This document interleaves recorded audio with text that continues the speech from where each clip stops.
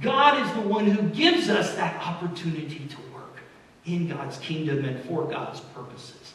God gives us that opportunity to share this incredible good news with other people, wherever we may be, in our jobs, in our homes, here at church, and elsewhere.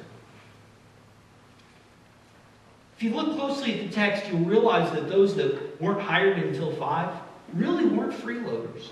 They weren't just showing up, working 1 hour, and getting paid. They had been standing in the marketplace all day waiting for work.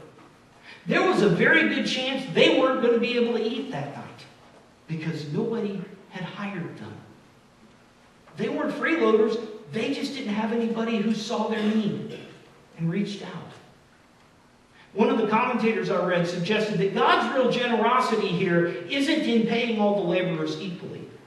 It's in giving all the laborers an opportunity to work in the vineyard. Work itself is a gift. It does provide us with some sense of meaning and purpose in our lives. We can get too focused on it, and it then becomes the focus of our ego, of our identity. That's not right. But good work is valuable. It's an opportunity to do God's work. As John Calvin once said, the reformer, somebody asked him, does a Christian cobbler, shoemaker, does a Christian cobbler make Christian shoes? John Calvin said, no. He makes good shoes. It's that opportunity to do that work in our daily lives for God's purposes, to bring God glory and to share the good news with other people through our daily tasks. It's not a burden, it's an opportunity. The third, and probably most important, the grumblers complain about God's sense of justice. You have made us equal to them, they say. You have made us who worked all day equal to those who only worked 1 hour. God's response to this? Is it really fair that they only had to work 1 hour and you worked the whole time? Is that really what this is about? Is my generosity about fairness? No. My generosity is so great that I was willing to send my son to die on the cross for you. Is the cross fair? No. The cross is not fair. The cross is nothing but sheer gift for us. None of us deserves that gift that Jesus gave us on the cross. None of us. God gives us that opportunity to respond, to work, to realize that at the foot of the cross, all people are equal. All of us are equal. All of us are recipients of the bountiful generosity of God. Generosity so great that we can never hold it. We can never contain it. It's greater than the world itself. When I think about issues of justice and fairness, I'm reminded of the terrible famine that's going on right now in Somalia. And the fact that so many people there would be happy to work and find a job for a day's pay. But instead, hundreds of thousands of people are being threatened with starvation because of the worst drought that's been there in decades. Where's the justice there?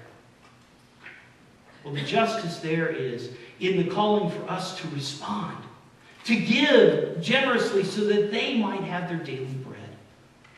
You see, ultimately, this is all about fulfilling that part of the Lord's Prayer. When we say, give us this day our daily bread, we're saying, God, please provide for our daily needs. Not just mine, ours, all of ours. God's grace and generosity is sufficient. The problem in the case of Somalia is distribution. It's getting it there. It's the politics behind it and such. It's not God's generosity. There's more than enough food on this planet to feed everybody. There's far more than enough. One final story about God's grace and generosity. Story goes of a man who died and went to the pearly gates and was hoping to get into heaven. St. Peter says, well, yes, we'd love to have you come in, but to get in, you have to earn 100 points. So tell me everything you've done throughout your life.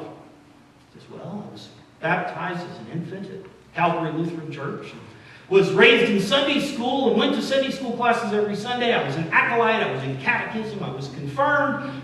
As an adult, I served on the council. I was involved on these various committees. I was immersed in the church. I was there day after day doing God's work. And I just, throughout my life, I continued to do that. He went on for a 20-minute litany, this guy did, and finally collapsed in exhaustion. Well, I guess that's about everything I've done. St. Peter said, wow, that's pretty good.